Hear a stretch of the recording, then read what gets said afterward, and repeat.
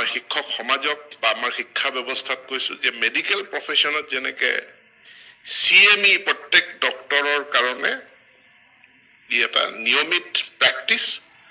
আমাৰো শিক্ষা বিভাগত CTE কন্টিনিউয়াছ টিচাৰ এডুকেশ্যন আমি এটো এটা নিৰবিচ্ছিন্ন প্ৰক্ৰিয়া হ'ব আৰু আপোনালোক সকলোৱে তাৰ অংশীদাৰ হ'ব আমি খুব ভাগ্যৱান নিজকে আমি খুব ভাগ্যৱান বুলি বিবেচনা কৰিব লাগে শিক্ষকসকলো নিজকে খুব ভাগ্যৱান বুলি বিবেচনা কৰিব লাগে কাৰণ আমি ইণ্ডিয়াৰ এডুকেশ্যন ব্যৱস্থাত আটাইতকৈ গুৰুত্বপূৰ্ণ ট্ৰান্সফৰমেশ্যনৰ ট্ৰানজিশন ষ্টেজ এটাত আমি কাম কৰাৰ সুযোগ পাইছো ন্যাশনাল এডুকেশ্যন পলিচি 2020 প্ৰয়োগ কৰাৰ সময়খিনিত আমি কাম কৰাৰ সুযোগ পাইছো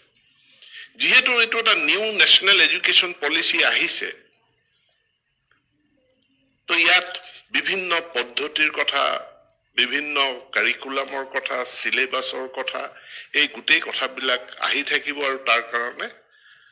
প্ৰশিক্ষণ আমাক প্ৰয়োজন হ'ব মই শিক্ষক সমাজক বা আমাৰ শিক্ষা ব্যৱস্থাত কৈছো যে মেডিকেল প্ৰফেশ্যনত যেনেকে CME প্ৰত্যেক ডক্টৰৰ কাৰণে এটা নিয়মিত প্ৰেক্টিছ আমাৰো শিক্ষা বিভাগত CTE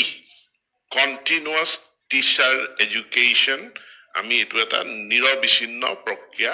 হ'ব আৰু আপোনালোক সকলোৱে তাৰ অংশীদাৰ হ'ব আৰু এই প্ৰক্ৰিয়াৰ জৰিয়তে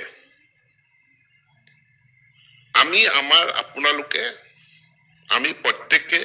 যেটো বৌদ্ধিক এক্সাৰসাইজ কৰিব লাগে এই বৌদ্ধিক এক্সাৰসাইজটো কৰি আৰু শাৰীৰিক এক্সাৰসাইজ আৰু এই বৌদ্ধিক এক্সাৰসাইজ বা যেটো মানসিক ব্যায়াম এই দুটাই আমাক 80 বছৰলৈ লৈ যাব এতেকে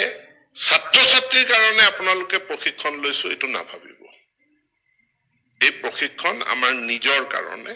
এই প্ৰশিক্ষণে আমাৰ জ্ঞান বুদ্ধি এইখিনি বৃদ্ধি কৰিব আৰু আপোনালোকে যেতিয়া গৈ নিজৰ নিজৰ জিলাত বাকি শিক্ষকসকলকো কথাখিনি শিকাব কথাখিনি শিকোৱাৰ লগে লগে ইয়াৰ এটা ডাঙৰ ইম্প্যাক্ট আমাৰ শিক্ষা ব্যৱস্থাত পৰিব বুলি মই আশা ৰাখিছো আৰু এই ব্যৱস্থা লোৱাৰ কাৰণে মই সেৱাক ধন্যবাদ জনাইছো